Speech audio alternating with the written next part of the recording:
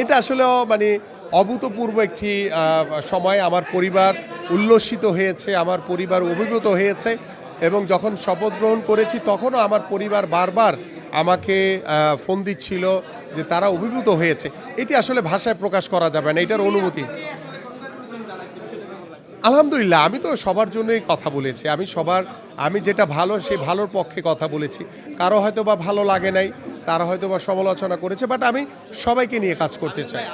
সাংবাদিকদের ভিতরে ঢুকতে দেন, আপনি অলরেডি সিইউকে ফোন দিয়েছেন, এর জন্য সাংবাদিকরা অনেক খুশি। সাংবাদিকদের উদ্দেশ্যে কিছু বলুন। ডেফিনেটলি আমি তো প্রথমেই বলেছি যে আসলে স্পোর্টস শুধু আমার একার দায়িত্ব না চেঞ্জ করা, ভালো কিছু করার দায়িত্ব শুধু আমার একার না, এখানে আপনাদেরও অনেক দায়িত্ব রয়েছে। আমি ক্রীড়া সাংবাদিক, আমাদের যারা ক্রীড়াবিদ, ক্রীড়া সংগঠক, সবাইকে নিয়ে আমরা সামনের দিকে স্পোর্টসকে এগিয়ে যেতে চাই। ডেফিনেটলি আপনারা যাতে স্বাধীনভাবে কাজ করতে পারেন, আপনাদের যাতে সুন্দরভাবে আপনাদের যে প্রত্যাশার মাধ্যমে যাতে আপনাদের যে সে প্রাপ্তির যাতে সংমিশ্রণ ঘটে, সেটা আমি শতভাগ চেষ্টা করবো ইনশাল্লাহ।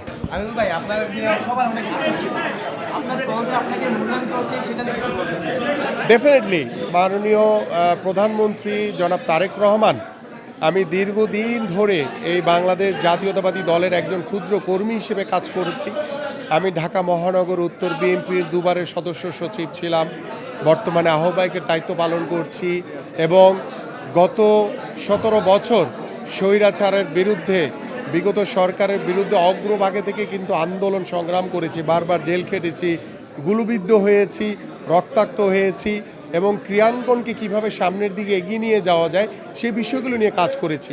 এবং এই বাংলাদেশের ক্রীড়াঙ্গন নিয়ে আমাদের মাননীয় প্রধানমন্ত্রী জনাব তারেক রহমানের সাথে দীর্ঘদিন ধরে আমার আলোচনা হয়েছে, এবং আল্লাহর রহমতে আমি আল্লাহর কাছে কৃতজ্ঞতা জানাই, পাশাপাশি কৃতজ্ঞতা জানাই আমার মাননীয় প্রধানমন্ত্রী জনাব তারেক রহমানের কাছে যে তিনি আমাকে আগামীর ক্রীড়াঙ্গন করার জন্য যে দায়িত্ব অর্পণ করেছেন, সেটি আমি আমার সর্বশেষ রক্তবিন্দু দিয়ে হলেও অত্যন্ত সততা নিষ্ঠার সাথে আমি কাজ করে যাব ইনশাল্লাহ। দায়িত্ব অনেক বড় একটা দায়িত্ব পেয়েছেন, আপনার দায়িত্ব পেলে Bangladesh cricket board, football federation কত দূর যাবে আপনার স্বপ্ন? আমি আমার একটা ক্রীড়াঙ্গনের একটা স্ট্রাকচার দাঁড় করাতে চাই ভবিষ্যতের জন্য, সেটা স্টেপ বাই স্টেপ আমি এগিয়ে যেতে চাই, কারণ এটা রাতারাতি কখনোই পরিবর্তন করা সম্ভব না। বাট আমরা যদি শুরুটা করতে পারি, এটা হয়তো বা আগামী 5 বছর পরে বা আগামী 10 বছর পরে গিয়ে ডেফিনেটলি একটি ভালো রেজাল্ট আমরা পাবো ইনশাল্লাহ।